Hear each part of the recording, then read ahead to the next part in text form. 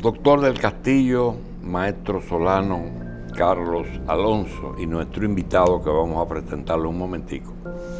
Quisiera introducir esto dejando una posición clara que aunque sabemos que eso no se va a materializar porque la economía del mundo y la economía individual gira en una dirección totalmente opuesta a nuestros deseos y a como yo toda mi vida he creído que algunos aspectos de las naciones, de los países y de las personas deben ser manejadas por los estados.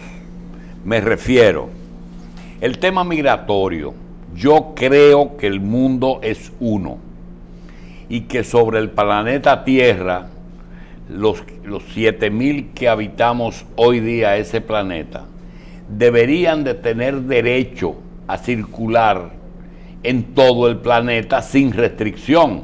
Ahora, las diferencias educativas en razas, en religión, economías, culturas, hacen que las naciones están divididas y las mismas naciones internamente también tienen zonas, como son la permanencia de tribus en África, que todavía hoy son prácticamente pequeños países, pequeñas naciones.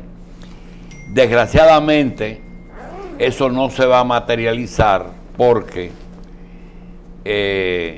los países tienen economías muy diferentes y lo principal en un país es el sostén de sus ciudadanos, y cuando viene la competencia de fuera más barata, entonces ya hay problema. Entonces abogamos por un mundo único, pero no será posible por esas limitaciones. Otra cosa, el tema de la energía. Creemos que los recursos energéticos deben de estar distribuidos en todo el planeta de igual manera. Que no haya un país como por ejemplo el caso de Qatar, reyes de el gas natural.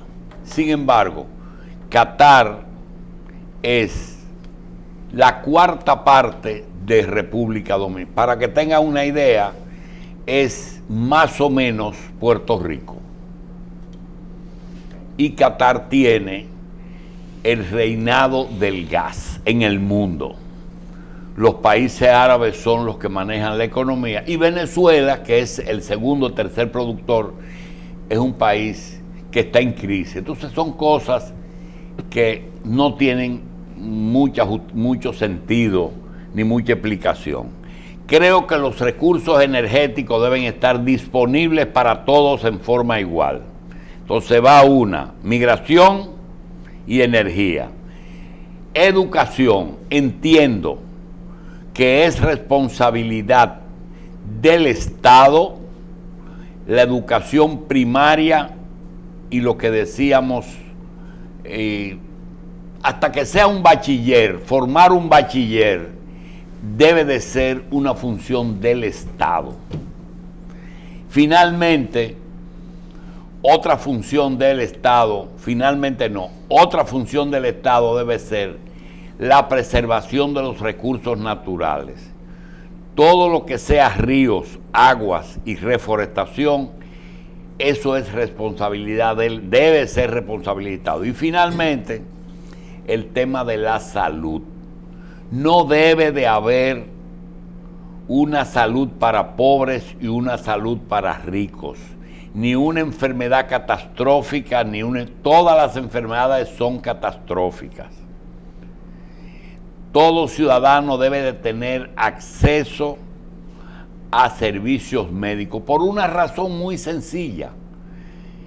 Nadie se hace el muerto ni se hace el enfermo. Solamente es el que está enfermo. Entonces esas cosas, el capitalismo el individualismo y el negocio, se dice que la salud no tiene precio. Qué bonito, pero tiene un costo. Entonces, ese costo debe cubrirlo el Estado. Entonces, ¿cuál es el problema? Que los sectores que tienen que ver con la salud tienen que ponerse de acuerdo con el Estado para que el Estado tome todos esos sectores. ¿Por qué no va a pasar nunca? Sencillo. Porque antes tú ibas a un médico y te decía, yo soy médico, y ese colega no te cobraba. Esa es mi mamá y no te cobraba. Y ese es mi hijo y no te cobraba. Y ese es mi compañero de estudio y no te cobraba. Ya ese médico tiene que tener su hijo en una escuela pagando, tiene que viajar pagando el boleto, tiene que vivir en una casa pagando alquiler, tiene que comprar un consultorio y tiene que comprar un carro. Por tanto, tiene que cobrar la consulta y discutir con las ARS la tarifa. Cuando tú limpias los zapatos, te dice, y tú le pagas unas monedas al muchacho, te dice, ese no parece médico, porque lo que me dio fue 2 cheles. Entonces, ese problema es muy difícil que ocurra como hemos planteado, es decir, que haya cosas que sea el Estado, porque eso le dicen comunismo. Socialismo. A eso le dicen comunismo, le dicen socialismo. Y hay algo más. Cada día la situación se agrava más. Y tú coges la prensa y encuentras que aquí se escribe sobre las APS y sobre las ARS y sobre las ARLs. También se habla de médicos, clínicas, laboratorios y CISARRIL.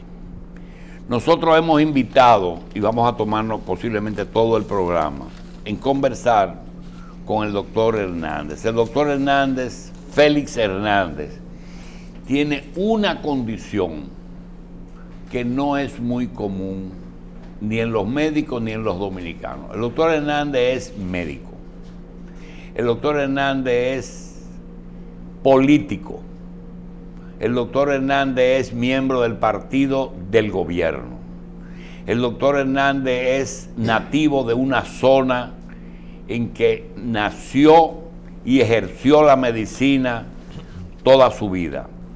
Y tiene una condición que, sin haber sido ministro de salud, ni director del Seguro Social, ni jefe de la Seguridad Social, fue el médico que abrió las puertas como director del Hospital Juan Bosch, un hospital que él no decidió hacer, ni decidió hacerlo en ese sitio, ni decidió hacerlo, ni fue que dispuso de los fondos, sencillamente lo nombraron después de inaugurado el hospital. Entre La Vega y Bonao, en una finca, hicieron un hospital bajo el pretexto de que le quedaba cerca a cualquier accidente que ocurriera en los alrededores. El doctor Hernández abrió ese hospital y lo puso a funcionar. El doctor Hernández luego fue nombrado director del Hospital Ney Arias Lora, con el programa de que la ciudad de la salud, compuesta por un hospital traumatológico, uno general, uno pediátrico, las oficinas principales de Promese y creo que una materno-infantil. Ese iba a ser un conjunto, una ciudad que iba a ser dirigida por una persona. Luego todo se derrumbó porque ni terminaron el general ni el director del hospital Ney Arias Lora fue que dirigió el resto de los hospitales. Se convirtieron en 3 hospitales más un hospital que nunca se ha terminado. Mientras tanto, en la capital los principales hospitales se decidieron remodelar en medio de esa, sin terminar ese hospital, y hoy tú tienes un hospital que es el hospital de la capital, el hospital Luis Eduardo Aybar, que era el hospital Morgan, sin terminar. El hospital Padre Villini, que fue el hospital colonial más importante y más antiguo, con problemas después de haber sido invertirse muchísimo, descubrieron que era una construcción inadecuada, porque aquí, en el gobierno del presidente Fernández, líder del doctor, quienes decidían las obras no eran los médicos ni el ministerio, sino los contratistas. Mira, tenemos que remodelar el Padre Villini. Le llevaba el proyecto, se lo aprobaba, y ahora resulta que el Padre Villini no debió nunca remodelarse porque era una construcción colonial y tenía una altura que no se correspondía con los tiempos. De todas formas, el doctor inaugura el NEI Área y lo hace bien. Un problema en Higüey para inaugurar un tollo que había ahí, el doctor Hernández va, termina y dirige. Es decir, que el gran aperturador de hospitales aquí es el doctor Hernández, que también fue director de la zona metropolitana y hoy es director de los bancos de sangre. Experiencia toda, desde rural, provincial, capital y de salud. Doctor, gracias por estar aquí. Y quisiéramos aprovechar, ya que en República Dominicana, en azúcar nadie nos enseña, en criar pollos nadie nos enseña, pero parece que estamos acostumbrados a hacer cosas en algunas áreas sin educar a la población, y sobre salud y seguridad social, así como se decidió dividir la capital y convertirla en 9 municipios que no están funcionando ninguno porque no nos preparamos para las cosas. Nos fuimos adelante con la seguridad social y ahora tenemos la salud mejor, pero con muchísimos problemas. Doctor, el principal problema después de ese tránsito que usted ha vivido, que la política y su mismo trabajo le han dado la oportunidad, ¿cuál es el primer obstáculo que tiene la seguridad social para que llegue a universalizarse y que todos podamos recibir sin distingo de persona el mismo servicio? Sí, gracias don Julio, de nuevo al equipo que le acompaña. Me siento aquí en familia. Usted ha hecho un recorrido, un recuento de todo lo que es la actividad de salud. Yo diría que viniendo de provincia, como dice don Julio, y justamente ayer estaba reunido en la provincia de Sánchez Ramírez con un equipo de médicos, algunos directores de clínicas, y le decía justamente, doctor Jacín, que a veces andamos buscando los culpables y cuál es el que tiene la razón y quién es el que tiene la verdad o la mentira en el tema de salud de arriba hasta abajo, porque hablamos de los dueños de clínicas, hablamos del gobierno, hablamos de los actores, los médicos, todos los actores del sistema, pero cuando venimos a hablar también de las ARS, que son las administradoras de riesgo de salud, de las prestadoras, de la administradora de riesgo de salud, que usted hablaba también de la ARL, que es un monopolio, es la única que existe en el país, riesgo laboral. Si vamos a la clínica privada, vamos a decir que la tendencia es a la vocación de quiebra, y yo vengo del sector privado. Ya en el 2010 me desvinculé como dueño de clínica, porque vendí las acciones. Pero las clínicas, yo la defino como, para comenzarle con un sector, para llegar a este problema, la defino como una plaza, donde los médicos, cada quien tiene un cubículo en esa plaza y va a buscar cada día un dinerito a esa plaza. Pero el dueño de la plaza que es el dueño de la clínica, y por eso te escucha al doctor Mena llorar muchas veces. Él es el que tiene que pagar la luz, tiene que pagar la nómina, tiene que pagar los impuestos, tiene que pagar un pasivo laboral que se va acumulando, porque las clínicas privadas, cuando se construyen, luego es difícil ponerla para otra vocación que no sea para clínica. O sea, dedicarla a otra actividad que no sea clínica. Entonces es un pasivo laboral que es difícil a veces hasta liquidar una entidad dedicada a los servicios de salud. Ese es el sector privado, y por eso te ve la lucha del sector privado.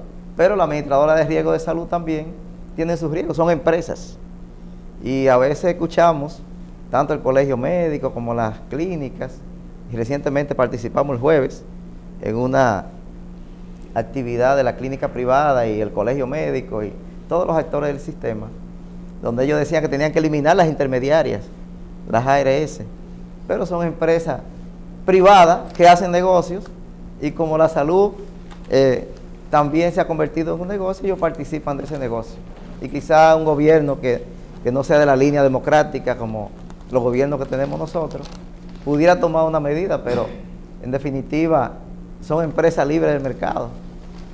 El sector salud, los médicos, como otros actores, usted lo ve que a veces hablan que no quiere que se elimine, dice el colegio médico, la libre elección, que los pacientes tengan la libre elección de elegir el médico, pero aquí no hay libre elección.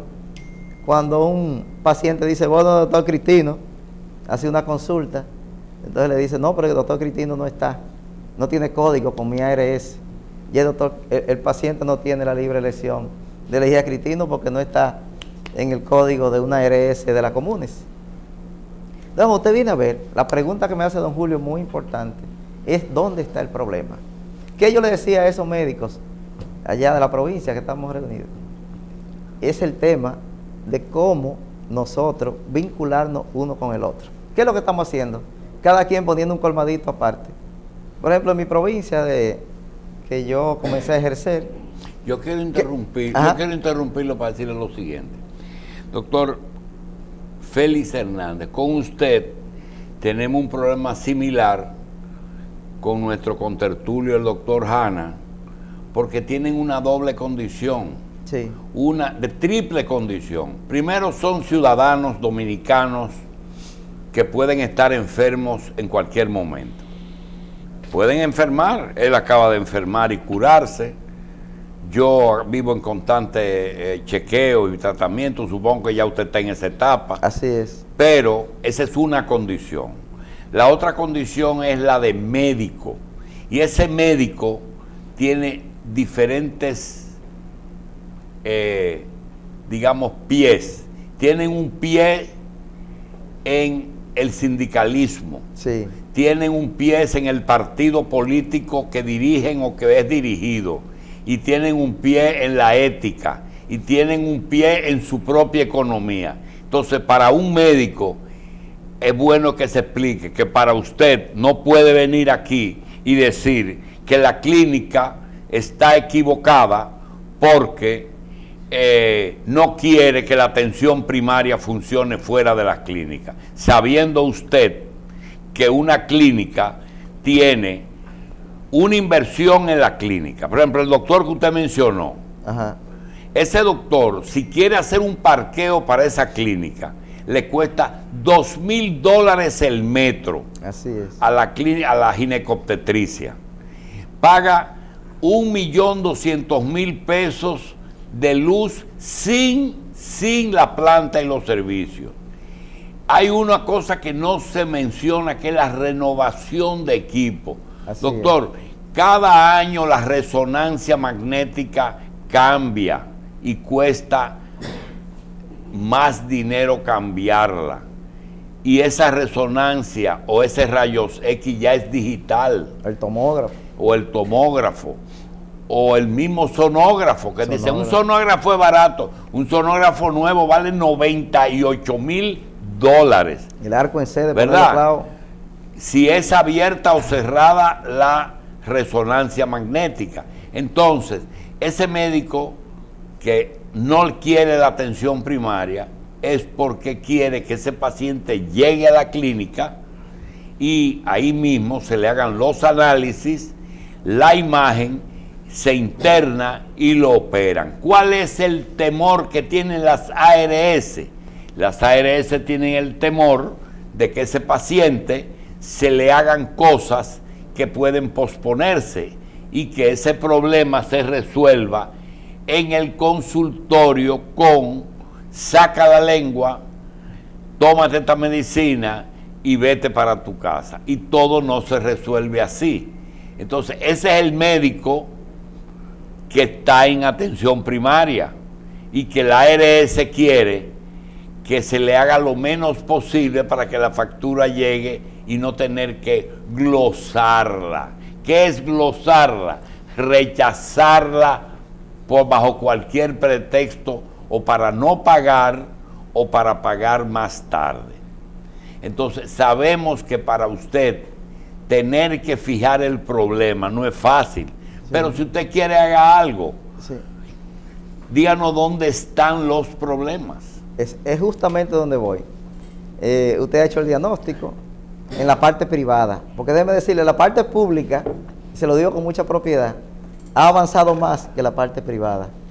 ¿Y dónde es que está el problema en la parte privada? Para comenzar por ahí, porque luego le voy a decir lo que ha avanzado lo público.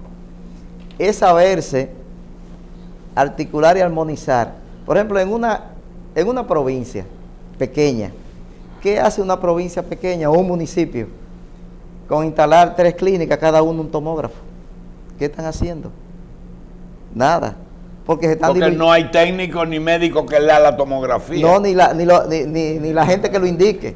¿Qué hace una provincia con tener 2 resonadores? Sí, pero desde que llevan al ministro de salud o al político que hay que comprar un tomógrafo, como es $1 millón, de una vez autorizan a comprarlo, aunque no. El caso del Cercado, que usted conoce, una clínica de atención primaria que costó 400 millones de pesos y no había una sonografía. Le estoy hablando del sector privado. Y yo le estoy haciendo del sector público, que es mejor que el privado porque tienen más recursos. Yo voy para el público ahora. Pero el sector privado, lo que tiene que saberse articular. ¿Qué tenemos que hacer, por ejemplo, en una provincia pequeña, en un municipio? Pero es hacer una puerta de entrada, que es la que la clínica le ha faltado. ¿Dónde está el problema? Un primer nivel de atención con capacidad resolutiva. Primer nivel de atención, que don Julio lo sabe, que tenga ahí sus rayos X, que tenga su sonógrafo, que tenga un médico familiar, que tenga un internista, que tenga un pediatra que vaya 2 o 3 veces a la semana. Y un ginecobstetra. Un cardiólogo y un ginecobstetra, lo básico. Y un laboratorio o una toma de muestras, porque no necesariamente el laboratorio puede mandar los análisis a un segundo nivel, a un laboratorio de referencia. Pero que esa sea la puerta de entrada y que todas esas clínicas sean socias de ese primer nivel de atención y que esa sea su puerta de entrada. ¿Qué van a tener ellos también? Habla el paso de ahí. Óigame una cosa. Y que todas las clínicas que están alrededor de ese centro sean socias. ¿Para que le manden los pacientes? No, para que los pacientes entren por ahí. Porque el miedo de ellos, lo que usted decía, es perder los pacientes que no lleguen directamente a la clínica. Porque ellos lo que quieren es que llegue directamente a la clínica. Ahora, si hacen un centro diagnóstico, esa provincia pequeña puede tener resonancia magnética, puede tener tomógrafo de última generación. Doctor Hernández, mire, puede tener... el lunes usted vino aquí al programa, sí, y yo le puse un ejemplo, pero como el televidente es diferente, sí, yo le quiero repetir el ejemplo, porque usted sigue, mire, usted va a tener 1 hora para desarrollar eso, pero mire, yo fui a una ARS y le dije al dueño de la ARS, dueño, dueño es el que tiene la mayoría de acciones, sí, quizá de la ARS más importante que hay aquí. Le dije, tenemos un centro piloto en Herrera que tiene planeado 2 cosas. Primero, además de los 4 consultorios básicos, medicina interna, ginecología, obstetricia, pediatría y medicina familiar, de que tenga laboratorio e imágenes. Dice, ajá, ¿qué ustedes quieren? Queremos que duplicar el horario. En vez de 8 horas vamos a dar 16. Qué bueno. ¿Qué más? Dice, y nosotros queremos cápita. Es decir, en vez que ustedes nos paguen por consulta, No diga, miren, en Herrera hay 5,000 habitantes en estos cuadros, estos son los nombres, denle atención a esos 5,000, por tanto. Muy bien. ¿Qué más? Nosotros queremos aumentar la cantidad de médicos porque son 2 tandas, sí, y queremos dar servicio los sábados y los domingos. ¿Sabes lo que me dijo el hombre? ¿Y por qué ustedes van a dar tantas horas de servicio? Las ARS quieren mientras menos servicio mejor. Claro. Pero espérese, cuando voy se lo planteo a los médicos. ¿Sabe lo que me dijo el médico? No se apure, doctor, que le vamos a meter laboratorio de imágenes para que ellos en las pocas horas que trabajen nos puedan compensar. Doctor, así no se puede. No, es porque hay un detalle, doctor. Así no se puede. Es porque hay un detalle. Y es que usted negoció mal. Es que el negocio no debe ser con las ARS en particular. Es establecer una red integrada. Y los hospitales que tienen autorización de cobrar a la compañía de seguro ya están cayendo en lo mismo, los hospitales del Estado. Sí, pero déjeme decirle. Él sabe. Mire, ya esa es la parte privada, que don Julio ha hecho más o menos. En la parte pública, y yo puedo ponerle un ejemplo, de la metropolitana, usted toma Monte Plata. En Monte Plata tenemos 4 hospitales, 3 que son municipales, que está Vallaguana, que está Sabana Grande de Boyá y está Yamasá. Y con un hospital provincial, que es el Contreras, del municipio, de la provincia ese es el provincial de Monte Plata, el Contreras. ¿Qué pasaba en Monte Plata, por ejemplo? Una paciente en labor de parto tenía que venir a Santo Domingo porque en Monte Plata no había servicio de perinatología, y si el niño había que ponerlo en incubadora, había que ponerlo, entonces no sabía, no se quedaban allá y venían aquí a Santo Domingo. Ya hoy no viene. ¿Qué se hizo? Articulamos el primer nivel de atención, se cerraron todas las brechas desde un primer nivel de atención que refiere a esos hospitales municipales. O sea, la unidad de atención primaria refieren al hospital de Yamasá, al hospital de Sabana Grande y al hospital de Vallaguana. Esos hospitales, cuando hay una complicación y un tercer nivel, lo refieren al hospital del municipio de Monte Plata, que es el hospital provincial. Ya ahí tienen tomógrafo, tienen servicio de perinatología, tienen servicio incluso de diálisis. Ya de Monte Plata muy pocos pacientes salen a buscar servicio a Santo Domingo. ¿Por qué? Porque se selló lo que es el primer nivel de atención, articulado con un segundo nivel en cada uno de los municipios, esos municipios articulados con un tercer nivel, que es el hospital provincial de Monte Plata.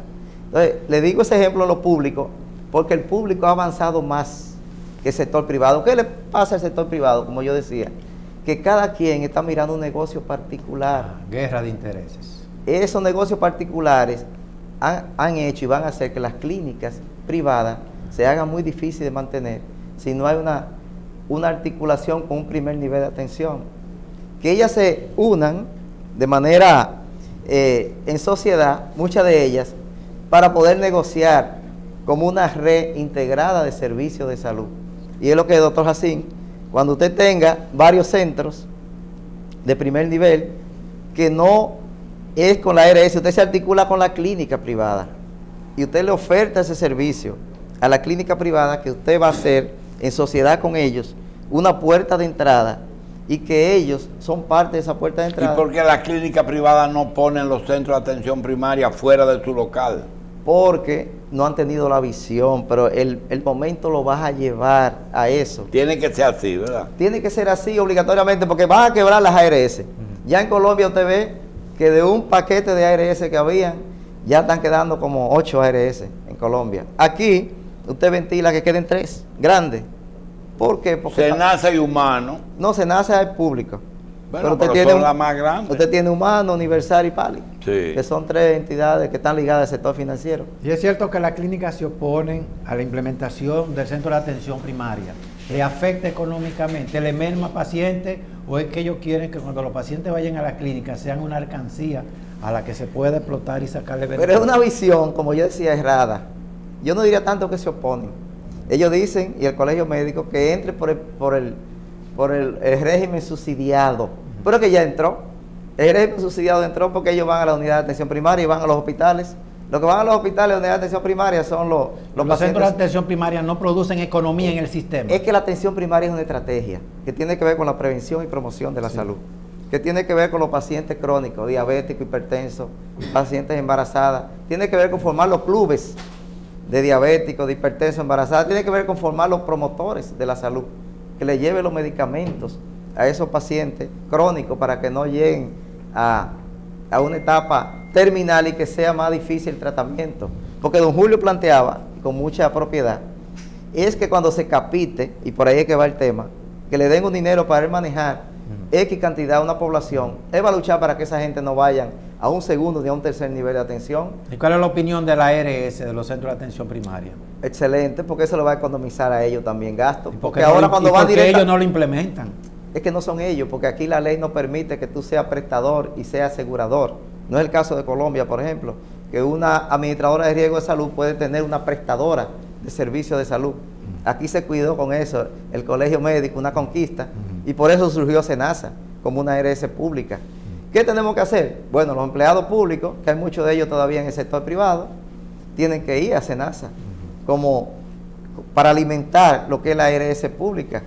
El régimen contributivo, porque ahora tenemos más los subsidiados, SENASA con un cápita, pero el contributivo, que es la vaca lechera, tiene que estar los empleados públicos, por ejemplo, en SENASA, porque va a alimentar a los hospitales, que ya hoy decía don Julio, y es verdad, cada día aumentan más las contrataciones de las ARS privadas con el sector público. ¿Puede funcionar el sistema sin las ARS? El sistema puede funcionar porque ¿qué es lo que es el sistema? Pacientes y centros de salud. Si no hay intermediario, ¿qué es? Directamente se va y el gobierno y el Estado es responsable. Y la rectoría económica del sistema. ¿Y quién administra el sistema? Pero déjeme decirle a usted. ¿Quién lo administra? Eso, no, sí, el Estado. Contestándolo a él. El Estado. Y aquí tenemos la ventaja que hay una ARS pública. Y si fuera SENASA todo, ¿qué pasa? Excelente. SENASA, los médicos viven felices con SENASA. Felices. Pero déjeme decirle, aquí hay provincias que no hay sector privado que compita con ningún hospital de esa provincia. Y hoy día son ellos los que manejan el régimen contributivo. Hay provincias donde se han habilitado hospitales ahora en este gobierno que no tienen nada que envidiarle al sector privado y donde ningún hospital compite con, ningún centro privado compite. Le puse el ejemplo de Monteplata. Sí. Dígame una clínica privada en Monteplata que compita con el hospital provincial de Monteplata. ¿Y ese hospital es de autogestión? Ese hospital no es de autogestión, es del Estado. O sea que el paciente que va a ir gratis ahí. No es gratis porque le facturan al sistema. Hay un 76% de pacientes asegurados en el sistema de la seguridad social. Eso le facturan al sistema. Ahora dice, todas las que hay en el sistema, tanto pública como privada, y se fortalecen de ahí, porque no necesariamente tiene que ser de autogestión. Aquí no hay un solo hospital de autogestión, ni uno solo. ¿Sabe por qué? Porque el Estado le da un presupuesto. Autogestión es cuando yo puedo autogestionarme con los servicios que yo venda. Yo puedo llevar un hospital a la autogestión que me desprenda del presupuesto nacional, pero ese es un concepto errado de autogestión. Aquí no hay ninguno solo, porque incluso a la Plaza de la Salud le dan, y le dan a CEDIMAS, y tienen del presupuesto, que no estoy criticando eso. Pero esos son semiprivados, porque ellos... No, son hospitales del Estado. La Plaza de la Salud lo construyó el Pero Estado. Yo tengo noticia de que todo el que va a la Plaza de la Salud tiene que vender la casa para pagar los servicios allá. Tienen también con los seguros. Pero yo le estoy hablando a usted que no necesariamente para un hospital funcionar bien. Usted busca el hospital de Sabana Grande de Boyá, hospital modelo. Usted va ahí y parece que está en una clínica privada, un hospitalito de un municipio, pero no tiene que ser, porque no hay ninguno, le decía, de autogestión, porque ninguno dice, yo me desprendí del presupuesto para que no me den, porque yo puedo con la venta de servicios manejarme. Ahora, ¿qué es lo más difícil? Que las empresas más complicadas son las instituciones de salud, manejarlas. Todas, porque son públicas, sin fines de lucro, pero no pueden tener vocación de quiebra tampoco. Entonces, alguien, como decía el doctor Jacín, la salud tiene un costo y alguien tiene que pagarla, ese costo de la salud. El Estado. Y el Estado es responsable de la salud y es un derecho que tienen los pacientes a recibir. ¿Dónde está el error de nosotros y dónde hemos fallado? Y es la pregunta que el doctor me hizo al principio. Yo diría que es la calidad de la atención. Calidad de la atención, que los pacientes van al sector público y quizá con mejores herramientas en el sector público le damos menos atención que la que le damos en el sector privado, con menos instrumentos, con menos equipos. Entonces eso es falta de ética del médico. Yo no diría de ética, sino que el médico, por el pluriempleo, por lo que ustedes enfocaban al inicio de que tienen que ir al supermercado, que tienen que mandar al joven al colegio, que tienen que comprar el carro, se ha envuelto y se ha convertido hasta en un chiripero, porque te trabaja en 5 y 6 sitios al mismo tiempo y da clase en la universidad. Entonces, ese es un tema largo que hay que vincularlo al tema de la atención, de la calidad. Yo entiendo que si un médico se le paga bien en el sector público, que le den incentivos en el sector público, que tenga, el médico vive más tranquilo. Un médico cuando tiene un buen salario, que tiene un buen incentivo, que tiene buen ambiente laboral, que es lo importante también, porque todo depende del ambiente laboral que tú trabajes. Cuando se estuvo discutiendo el incremento salarial, el último que se produjo, el gobierno estaba reclamando que los médicos dieran en contrapartida un poco más de trabajo. ¿Eso se logró? Se pusieron 4 horas. 4 horas. 4 horas de trabajo. Eso se ha logrado. Pero la parte del impacto en la atención del paciente también, poco a poco se ha ido logrando, porque han ido aumentando la cantidad de cirugía, la lista de espera ya está más reducida en los hospitales. Ha sido un logro, pero creo que falta todavía, por el tema económico, como yo le decía, un tema económico, un tema de diseñar. Y ahora se están reuniendo SENASA con el Servicio Nacional de Salud, porque hay una armonía ahí. Se están reuniendo para llegar a algunos acuerdos que yo creo que el paciente va a salir beneficiado, porque eso va a crear un mejor ambiente en el tema laboral. Porque esto es un tema económico, como decía el doctor Jacín, es un tema económico. Doctor, precisamente uno ve que hay hospitales donde, siendo públicos, atienden a los afiliados de la ARS privada. Entonces, pero ¿por qué eso no se ha podido generalizar? Es que quizás las ARS les ponen traba a algunos hospitales públicos o no todos los hospitales públicos califican para ser afiliados a una ARS. Bueno, usted ha visto al presidente Medina cuando inaugura los hospitales o lo reinaugura cuando lo habilitan, que hace el llamado de que contraten las ARS y que las ARS deben de contratar, porque es más fácil un paciente ir a la maternidad a la Altagracia con una ARS privada, la paciente da a luz, no hay ningún contrato con la ARS, el paciente se va porque no hay a quien cobrarle, entonces el paciente no va a pagar un copago, pues no tiene que pagar diferencia en el sector público, y la ARS se ahorra ese dinero. Entonces yo creo que hay algo de eso también, de bloquear un poco las contrataciones en el sector público, pero a medida que se van rehabilitando los hospitales, que se van poniendo en condiciones de trabajar con mayor confort, con mayor climatización, con mejor ambiente laboral, cada día va aumentando. Usted va al Darío Contreras hoy y tiene todas las ARS públicas y privadas. ¿Y esa es una competencia fuerte para las clínicas? Esa es una competencia, y es de las cosas que se quejan los colegas del sector privado, de que siendo hospitales subvencionados, que le pagan la nómina, que no pagan la energía eléctrica, entonces el paciente tiene que hacer copago en los hospitales públicos. No, esa es la gran ventaja para los pacientes. Solamente la ARS paga una parte y la otra la paga el Estado. La ARS paga de acuerdo al contrato que tiene con el hospital, a los servicios, con la cartera de servicios que está contratada, se paga con eso y no hay copago. Y con el subsidio que tiene el hospital cubre. Porque hay también otro asunto que se maneja mal, y es, pero mira cuánto le dan a un hospital autogestionado y cuánto le dan a un hospital que no es autogestionado, que es del Estado. Usted coge, por ejemplo, el Darío Contreras y coge el NEI Arias Lora. Pero el NEI tiene que generar las nóminas para pagarle a esos empleados. Pero el Darío Contreras le paga la nómina el Servicio Nacional de Salud. Usted coge el Robert Ruiz Cabral, dice, pero le dan 10 millones de pesos. Y a Lugo Mendoza le dan 20. Y son dos hospitales, uno que se maneja el modelo desconcentrado, porque así que se llaman, desconcentrado, no autogestionado, desconcentrado. ¿Pero le pagan los sueldos aparte? Le paga los sueldos del hospital. Aparte. De los mismos 20 millones.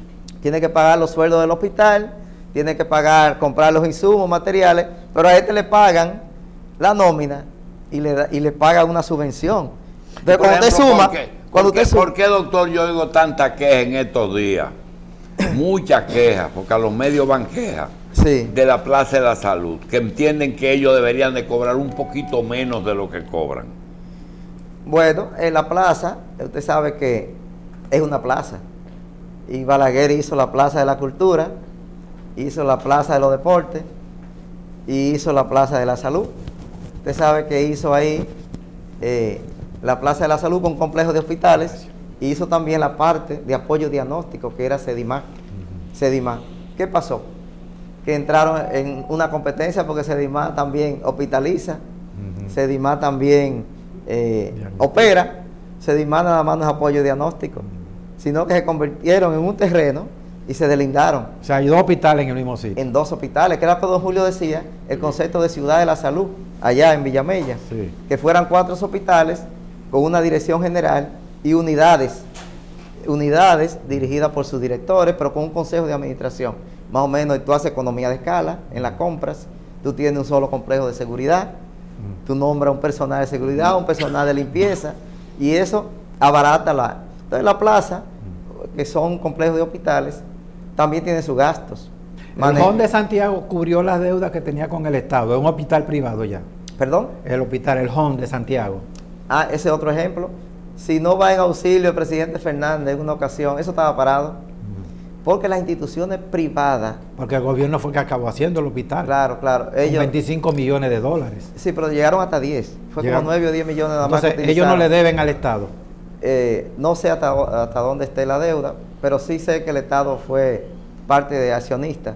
Para Pero poder ellos, levantar... la actividad de ellos es como una entidad privada.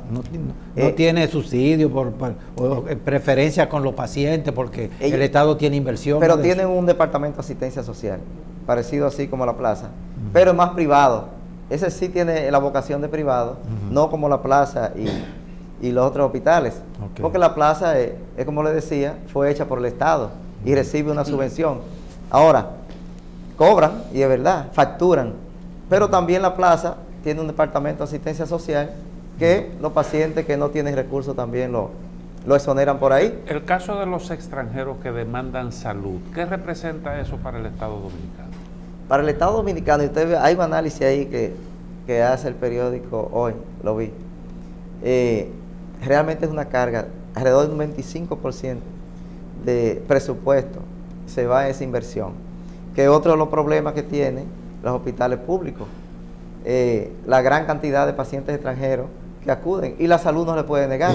Los hospitales hay que darle servicio al que llegue. ¿Y eso no se podría organizar de forma tal que tú lo tengas en el presupuesto y que haya un mecanismo para que puedan accesar Yo lo que pienso que esa factura debe mandarse a la Cancillería, a las embajadas y que... Sí, pero cuando se habla de extranjeros se habla específicamente de ciudadanos haitianos.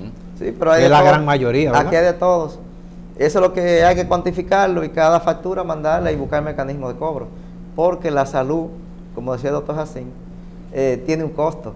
Y cuando usted le da y le da y le da y no tiene ingresos, y por eso terminan los hospitales metidos en deudas, que a veces no pueden ni pagar. Y el Estado, la salud, los presupuestos no alcanzan, y ya lo sabemos, porque son limitados para la salud y para otras áreas.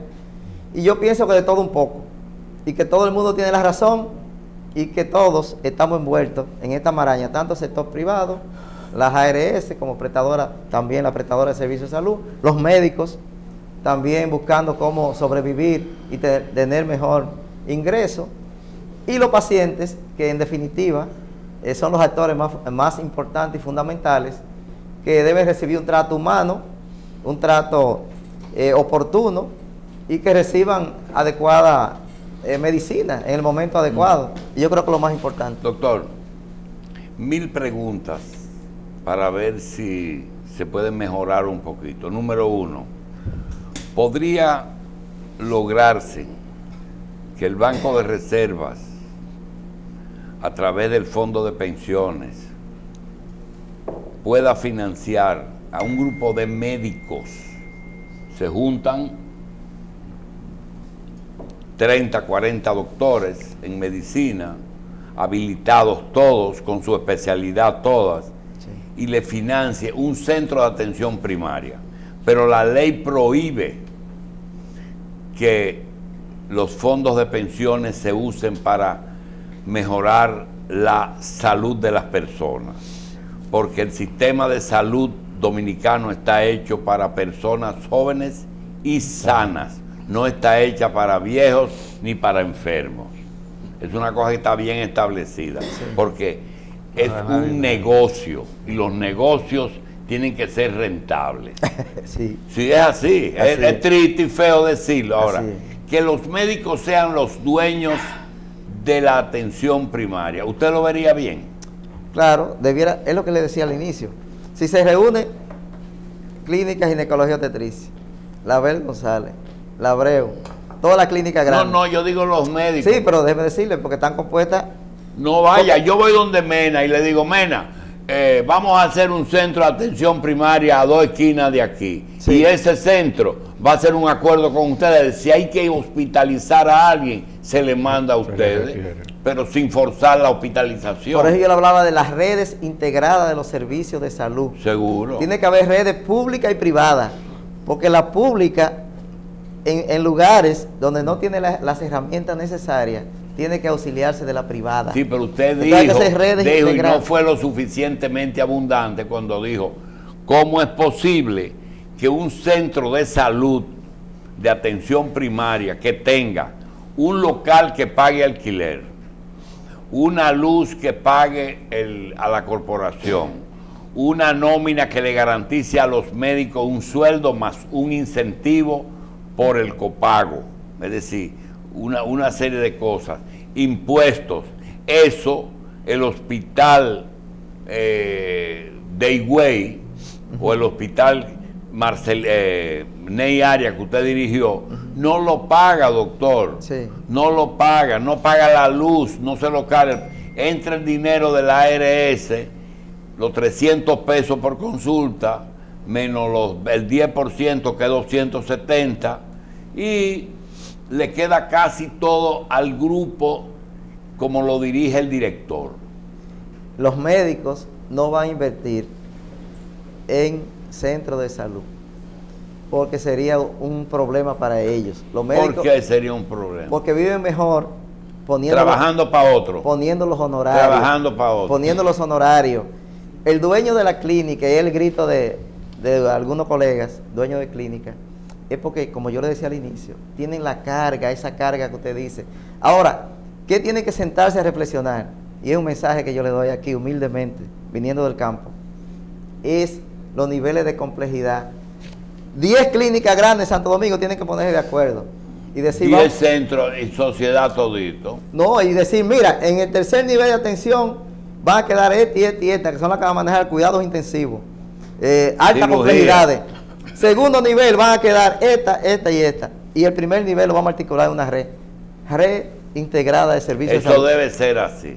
Primer nivel de atención, don Julio Jacín se integra en una red y por ahí es la puerta de entrada. ¿Y qué le Entonces vamos a parece? tener en el sector privado un primer nivel de atención fortalecido, un segundo nivel de atención, y ya cuando vaya a la alta complejidad, también tener ahí los ¿Y qué intensivos. le parece que las farmacias afiliadas a las ARS entiendan que tarde o temprano un hipertenso, un diabético, solamente esos dos, doctor, Sí. pueden salir del consultorio con sus 30 días de pastilla sin tener que ir a la farmacia? Ellos se oponen. ¿Por qué se oponen, doctor? Oiga, usted ha tocado un tema que yo lo felicito. Es que hay mucho congreso. ¿Perdón? Hay mucho congreso fuera del país y muchas actividades que se financian con eso. Doctor, usted no me meta ahí, que ese es un tema muy complejo. Oye, ellos se oponen a eso, pero van a hacer más negocios si el médico le indica y tiene acceso Va a a hacer negocio en laboratorio, pero no la farmacia. Exactamente. Entonces, no, pero también la farmacia se integra. La farmacia se integra porque el médico no es negocio estar vendiendo medicina ni estar dando medicina. Pero el paciente sale con su medicina y se toma la primera Pero pastilla en el consultorio. Pero tiene una farmacia donde ir a comprarlo. ¿Qué es lo que pasa? Que hoy día, y es feo decirlo porque usted me dijo, yo soy médico, soy funcionario público, soy de todo un poco. Pero hay inducción a la receta, hay inducción, y eso nadie para nadie es un secreto. Y aquel que indica más tiene mayores beneficios y participa y son conferencistas internacionales. Y son, Doctor, estas son cosas difíciles. Doctor, ¿qué es CISARRIL? Es la superintendencia de salud, es como la que supervisa a la ARL, a la ARS. Es como la superintendencia de bancos, que supervisa a todos los bancos. ¿Y se por mantiene. qué los médicos, las clínicas y las ARS se quejan de CISARRIL? Porque ellos lo ven como el árbitro. ¿Lo ven? CISARRIL debe ser el árbitro. Ah, porque es un ampalla. Es el ampalla que maneja el equilibrio entre... Y todos están inconformes. Sí, porque con los ampallas siempre hay problemas. Pero déjeme decirle, las ARS se quejan también el médico de la ARS, pero si la ARS no pone controles, también los médicos le damos ahí. Y la quebramos, porque los médicos sabemos... quebrarla. Y truquear. Pero sobre ese punto, doctor. Y truquear, a esta lo operan por una histerectomía y le hacen una lipectomía. Es una señora que va y le operan por del útero, es lo que reportan, pero fue para hacerle una lipectomía que no está en la... Porque no está en la factura. Y entonces le hacen una estamos metidos en una vaina grande usted y yo. Pero reportan una histerectomía y resulta que es una abdominoplastía. Una abdominoplastía. Entonces, hay muchos trucos y por eso viene la glosa. Pero también el laboratorio que no tenía indicación. Y por eso la atención primaria tiene que existir. Porque es que en la atención primaria le hace lo básico, lo que lleva el paciente. Y no se le pone esa cartera de análisis que le ponen a un paciente, con un hemograma, una orina, un coprológico. Doctor, el consejo a las ARS, ¿cuál es? A las ARS, ¿en qué usted cree que pueden mejorar? No, la ARS es sencillo, que tienen que mejorar el tema de las auditorías, porque una de las quejas... menos glosa, ¿verdad? Menos glosa, porque es que los médicos se quejan con razón, y es que cuando usted ha dado un servicio, va y te lo auditan, porque otra cosa que ellos hacen es que a veces no lo auditan. Muy bien, usted dijo lo que era. El aconsejo a los médicos que atienden atención primaria. Los médicos que atienden atención primaria, yo les tengo pena. ¿Tienen? Tengo pena con ellos, sí. Porque a veces ven 20 pacientes, doctor, y usted lo sabe. Un médico internista, por ejemplo, un ginecólogo, 20 pacientes y sale con 2,000 pesos. Porque tiene que pagarle a usted su local, tiene que pasarse una mañana, un día entero, porque lo que le pagan son 300 y tanto de consulta. 270. 270, pero usted como sombrilla, con su atención primaria hay que dejarle a usted. Sí. Porque usted que tiene local y tiene todo. No se le da todo. Entonces ellos con 100 pesos ven 20 pacientes a 100 pesos, 2,000 pesos. ¿Qué usted le dice? Ahí no hay futuro. Si no hay un cápita, si no hay... Dígame, doctor. ¿Qué usted le dice a la farmacia? Que el negocio de ellos está en que dejen fluir la atención primaria, que los médicos indiquen y que no se opongan a eso, porque el problema no es ni la atención primaria, ni la ARS, ni los médicos que lo tenemos, ni las clínicas. Es que el médico indique el medicamento que lleva el paciente. Al doctor Mena y a la Asociación de Clínicas. Que se articulen en redes integradas de servicios de salud. Que hagan ellos de atención primaria también. Pues claro, hay que tener negocio. Porque mientras menos complejidad usted puede ganar más. ¿Sabe lo que es mantener cuidados intensivos? Eso no deja dinero. Al colegio de médicos. Al colegio de médicos, que la atención primaria no entra por un pedazo de que el régimen subsidiado. Eso entra completo porque es una estrategia completa de promoción, prevención de la salud. Es una estrategia de que hay que hacer los clubes, como yo le decía, los clubes de diabéticos, hipertensos, crear los promotores. Es que eso entra completo, tanto en el sector público como en el sector privado, porque ¿qué va a pasar? Que hoy día se está quedando atrás el sector privado, el sector público viene avanzando. A CISARRIL, ¿qué usted le dice? Que siga trabajando. Ahora la propuesta que hizo la CISARRIL para atención primaria, eso hay que estudiarlo porque es muy interesante. Porque hay muchos médicos que quieren ese cargo. ¿De la superintendencia? Sí. Guílamo, los amigos suyos. No. Hay muchos que quieren eso. Muchos que quieren, pero ese no lo quieren. Mira, atención primaria, la CISARRIL hice una propuesta ahora enfocada a lo que tiene que ver con los pacientes, que hay un grupo de pacientes que se está quedando fuera, que son los recién nacidos. Pero además, cuando uno se está poniendo viejo, uno que ha trabajado tanto tiempo en el sector público, queda sin cobertura al final. El recién nacido se queda fuera. Se está quedando fuera. Entonces ya... Hoy no está dentro de la familia del papá. La cobertura se está quedando... Ahora la propuesta de la CISARRIB para esos pacientes, para el alto costo, para los crónicos, para la prevención y promoción, es una propuesta muy interesante que hizo la CISARRIB, y es la que se está discutiendo ahora, es el lío que ha causado con ese... Al Congreso, ¿qué modificaciones? Eso hay que revisarlo, la ley completa, revisarla, algunos capítulos que están ahí que hay que ya, porque ya tenemos casi 14, 15 años. Solución al paciente rural. El paciente rural, déjeme decirle que en el 78, cuando llegó Soldevila, recuerdo, 78, comenzaron las clínicas rurales. Y yo que vengo del campo, un campo de San Francisco de Macorís, y le cuento que el primer papá era como el alcalde de ese campo, y le donó un terreno, en ese tiempo era el PRD que estaba en el poder, a Soldevila. Soldevila hizo una clínica rural. Y el primer pasante que llegó a mi casa allá fue el doctor Antonito Cruz Jiminián. En el 80, me acuerdo como ahora, en el 80. O sea, ese es hermano mío de hace 38 años. Porque en mi casa vivía, en mi casa comía, vivió un año en mi casa, y de ahí no hicimos, bueno, lo quieren a veces más que a mí allá. Él se da querer. Entonces esas clínicas rurales, recuerdo que ahí se hacían los papás Nicolau, ahí se hacía toda atención primaria, me tocó a mí hacer mi pasantía allá en esa misma clínica. Y a nivel rural, todavía existen esas unidades de atención primaria, esas UNAP, que el sector privado no ha llegado hasta ahí, pero sí funciona en el sector rural. Esa clínica todavía... A las universidades que están graduando médicos por pila. Que hay que focalizarlo a los médicos comunitarios de atención primaria, médicos comunitarios. Yo que me formé en Cuba, un médico comunitario era obligatorio, allá en Cuba es obligatorio, primero hacer medicina familiar, comunitaria, para entrar a una especialidad. Aquí tenemos que fortalecer. Aquí los médicos de atención primaria están haciendo emergencia en la clínica y en los hospitales, haciendo emergencia. Pero hay que formarlo en el ruedo. Esos médicos familiares hay que formarlos en esos campos y en esa unidad de atención primaria.